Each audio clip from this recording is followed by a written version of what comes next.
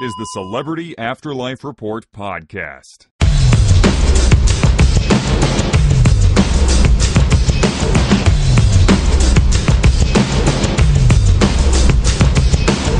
Hello. I am the Celebrity Medium with another edition of the Celebrity Afterlife Report, the only show I can find that brings you the up-to-the-minute gossip about all your favorite deceased celebrities. We have got stories, and then more stories, and then more stories for you this week. Some very interesting stuff, some follow-ups on some old stories, and even a new thing or two to tell you about. It never ends in the next world, and I've got my finger on the pulse.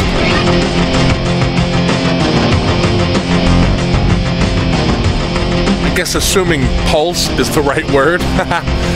Work on the world of Trump has come to a standstill as famously eccentric scientist Nikola Tesla has gone on strike.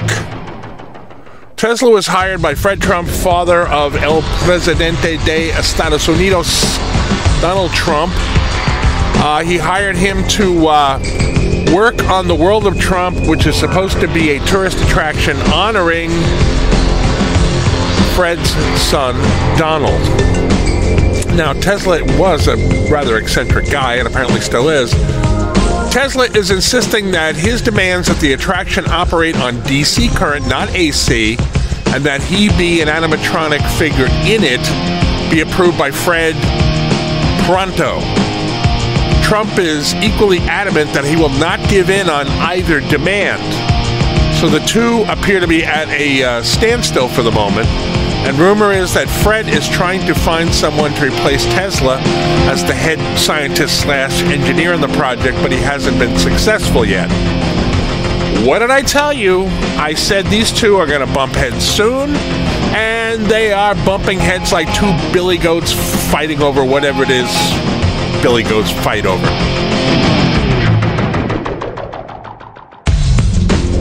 In the wake of Adolf Hitler and his new husband, Dr. Martin Luther King Jr.'s recent ill-received appearance on the Next World daytime talk show, The Girls, other TV talk shows are vying to get the duo, their adopted son and daughter, or all four of them, on the air. Now, Tom Snyder, who hosted The Tomorrow Show on NBC for years, is said to be among those who are trying to book the unusual family. Now, the deal was Hitler and King were going on The Girls to announce the names they are going to give their children. They have an adopted black boy and an Asian girl. And when they went on the show, they said, we haven't decided on names. We can't make our minds up. We've decided to let the kids decide, and the kids haven't decided yet. And everybody in the audience was highly disappointed. So the word now is that Tom Snyder has offered to have his audience vote on which names the two kids will bear. There is no word yet whether Hitler and King are entertaining that or any of the many other offers that are on the table for them. If I was them, I'd say no to that. That can only end up with heartbreak.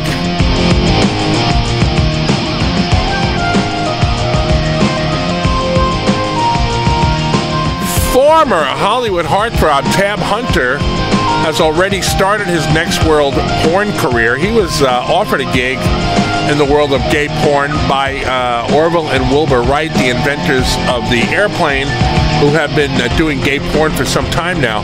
Now, I'm told by my sources that the first movie he's working on for Wright Studios is cleverly called Keeping a Tab. Get it? Keeping a Tab, his name being Tab. My source told me that someone who's working on the set described Hunter's screen presence as, quote, impressive, which I'm guessing is a euphemism. I think you can read between the lines on that one. The worker also said that Tab learned his lines quickly, which, if you've ever seen a porn movie, doesn't really seem like that much of an accomplishment. You know, the few I've seen, the dialogue was not exactly Shakespeare. Brothers Orville and Wilbur Wright, owners of the studio, issued a press release saying that they believe that Hunter will have a long career in the industry And I'm just going to leave that right where it is.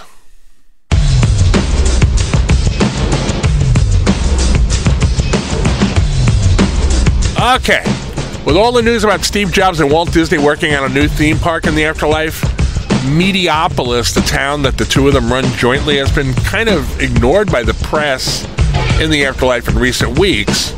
Now, Mayberry Today, which is the modern-day reboot of the old Andy Griffith Show, has been filming there for a few months now. If you remember, however, I told you ages ago that Don Knotts, who played the legendarily wiry Barney Fife on the original show, has bulked up quite a bit. He's become a physical fitness nut, and he's not a big guy, but he's very muscular now, apparently. So Andy Griffith was hesitant about casting him in his old role because of his new physique, and that kind of dragged on for a while. But apparently a solution to the problem has been found. CGI, computer graphics, are being used to make Knotts resemble his old scrawny self. In other words, he's going to be the bulky guy, but they're going to take the muscles away in post-production. And I'm told that it was difficult to convince Knotts that it was needed, but he finally agreed that his character is better the way he used to look than as he does today. And I'm glad for that, because just the idea of like a Arnold Schwarzenegger kind of Barney Fife is creepy and just really doesn't fit anything about the whole storyline. So I'm glad he's relented, and I hope it looks good. I hope it doesn't look creepy.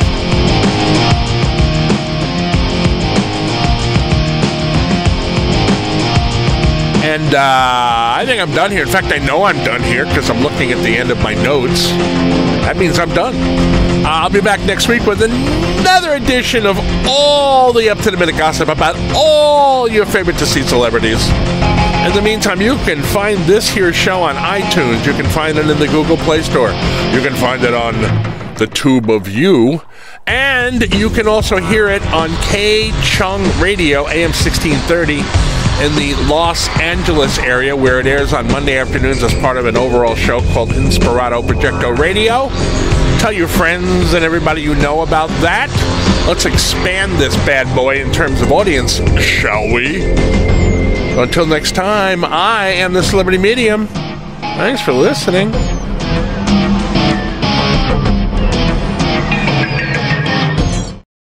You've been listening to the Celebrity Afterlife Report podcast.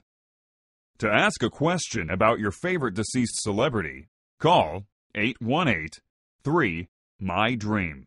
818-3-MY-DREAM. 818-369-3732.